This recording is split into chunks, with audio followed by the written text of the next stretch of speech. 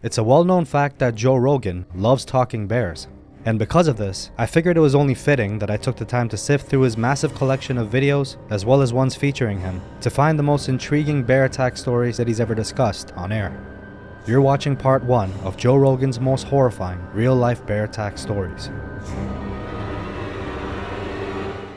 I heard the most terrifying story of these explorers. They were on an icebreaker, so they're out there in wherever the polar bears live. Yeah. And they have a leak in their boat, and they have to literally get off the boat because the boat's sinking. Yeah. So they make their way to an ice raft. Mm-hmm. They get off the boat onto this ice raft, and they wait. And there's multiple hours before someone can come get them. Mm-hmm. And they see a polar bear. Oh, fuck. And they see a polar bear on a neighboring ice raft. Yeah. And he's looking at them, and he stands up, and boom, comes up in the water and pops up on the next one next to it. And they're like, oh, man. Boom, back in the water, pops up on the next one next to it until he's right next to them. He dives in the water, comes up onto their ice raft, takes one of the guys, grabs him, pulls him into the water, swims with him over to the other one, and starts eating him. Fuck. Right in front of those dudes. They have to watch their friend get eaten alive by a polar bear. That's fucking and they eat you alive, too. They don't bother killing you. I do have friends that have been chased by grizzlies and attacked by grizzlies. Really? And what happened? Brown bears. Well, most of the time, it's what they're trying to do is scare you. Most of the time, it's like a female with her cubs, and you just zigged when you should have zagged. Yep. There's no zagging with bears. Did you see that video that was going around about that guy who got his face literally eaten off by a grizzly? And then he shot the grizzly when it was on top of him? No. Oh, dude. He's talking while his face is gone. And he's talking about, like, you could see one eye through this mass. I'm going to show it to you real quick. It's right after the attack. The guy that was with him started filming it. So this is the bear, and this is the guy, and that's his face. And this is him talking. The thing chewed his face up. That's him now? That's what he looks like now. They rebuilt his face. Yeah. I purposely didn't ask you about the grizzly bear attack. What is it like to have survived, literally being, 2 feet away from an attacking grizzly bear? Pretty close. Like you could have grabbed it. Yeah. Oh yeah. Easily. Oh, that was just nuts. So we're on a Fognac Island. Fognac Island has some of the largest bears in the world. They're brown bears. They are big brown bears. They can be over 1,000 pounds. So we're hunting elk there. My brother and myself have hunted elk on that island before, and it's hard to walk through. It looks easy hiking, and there's just this big mountain where you can get to with a plane. You kind of got to climb this big mountain, and the vegetation is so thick and it's so steep that it takes forever to go somewhere. So to put it in perspective, to go, say, a mile might take 5 hours, like a mapped mile. Yeah. So the way the crow would fly, if you're just going a mile, another distance could take you half that time or a quarter of that time, but there's a big mountain in between where you need to go, plus the vegetation, and it's really steep. So you've got all that kind of working against you. Plus you can't really walk in just a straight line there. You've got to navigate around all kinds of stuff. But yeah, so we're hunting elk on this island. Steve ends up getting an elk. We hang it in a tree. We do all the stuff you're supposed to do, get the meat away from the carcass. But we had yet to see a bear up until this point. And when my brother and I went in there a few years earlier, we just saw bears every day. We'd see 6 bears a day. So your mind's just bear, bear, bear when you're seeing them all the time. When you aren't seeing them all the time, you get a little lax. And that's where we really screwed up. The attack went down. No one was prepared. We were just sitting around having some sandwiches, and we're filming, and there's 6 of us all together. And I think that large group, that 6, is what saved us, because when the bear ran in, it was 6 of us sitting kind of in like a semicircle, a strange circle. And when that bear came in, we did that scatter effect. And I think that scatter was kind of like if a lion's going after a zebra, they use their numbers and stripes to confuse the lion. It was that scattering of things just going everywhere that caused confusion for the bear. So I think the bear went in thinking, whatever's under that tree, I'm going to kill it. And it thought it was one thing. And then when we blew up into 6 different pieces, it just tried to kill everything at once and couldn't actually get one person. God, that's so lucky. Yeah, it was crazy because we're sitting down. We decided, we'll have lunch before we hike back, because the day before we hiked a long ways.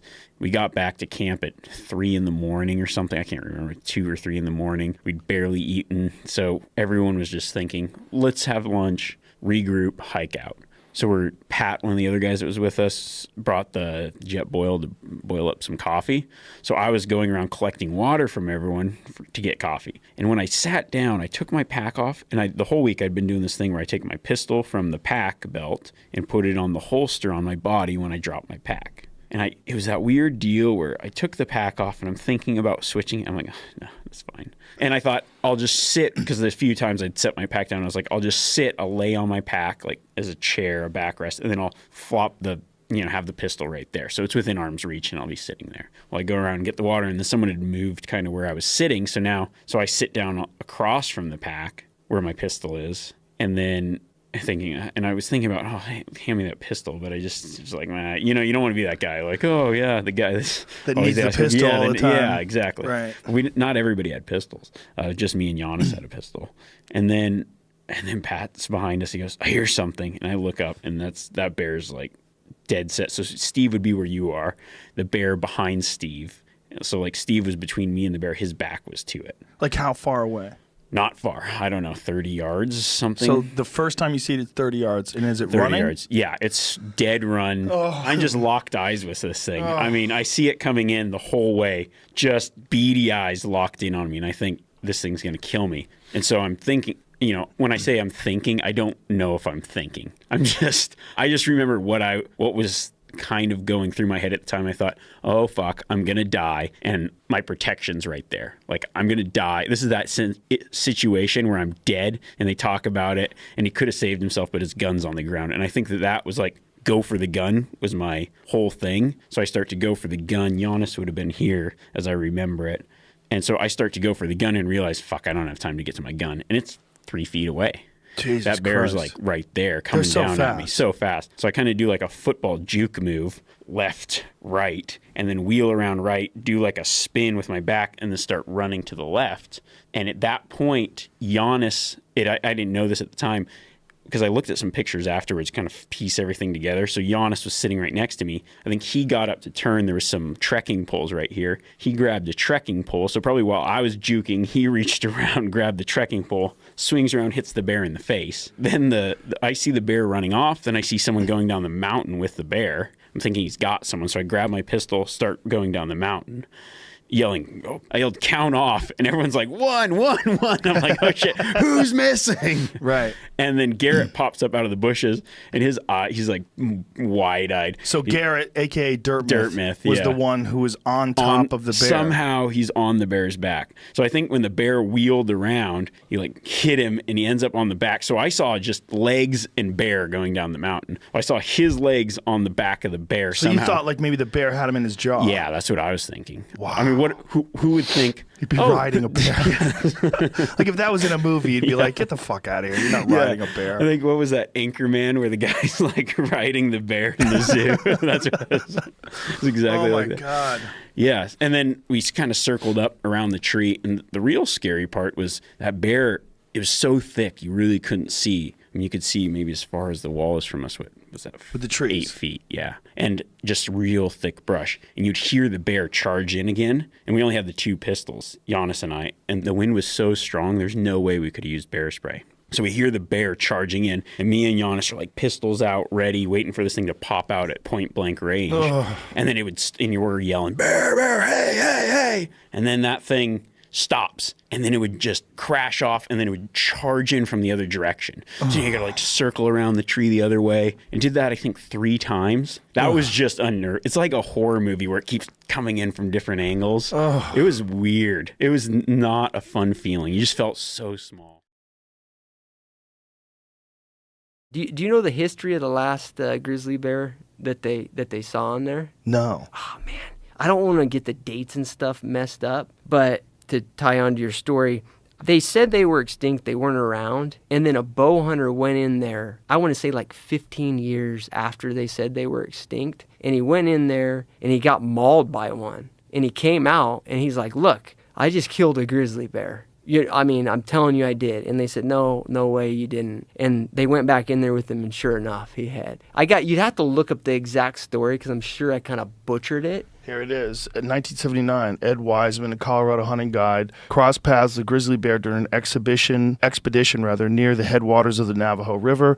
Wiseman was attacked and mauled, but while he was down, he managed to fatally wound the bear by hand using an arrow. Be sure to stay tuned for part 2 featuring Joe Rogan's most horrifying shark attack stories, where he goes a lot more in depth about certain cases, many of which I myself haven't covered on the channel thus far. Hope you enjoyed this one. I know it's quite different than what we usually do. I can add it to the playlists and, we can just add to the variety of this channel and what it has to offer. So anyways, this is Animal Al. Till next time.